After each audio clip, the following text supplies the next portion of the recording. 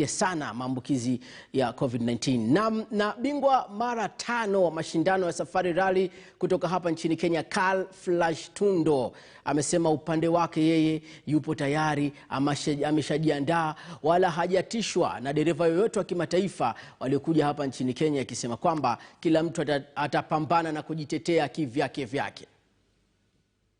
95 and 2002 were long endurance events. They were when they used to travel around the whole country. These are more sprints. They're short stages. It's flat out. It's 150% on every stage.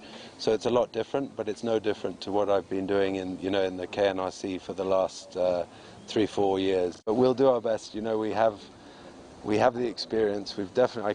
Can't say we don't have the experience on these roads. We know them. We'll see how it goes after the first day or two. It's a long way off. The WRC cars are a lot different to this. They're 100 horsepower more. I don't think I have a podium prospect, but I'm hoping to be the top Kenyan, the top African, and top in my class, which is WRC 3. That, I could say, is a good prospect. Na tunasubiri tu kipenga kipulizwe kile, alafu ndo tuanze mashindano yale rasmi yananukia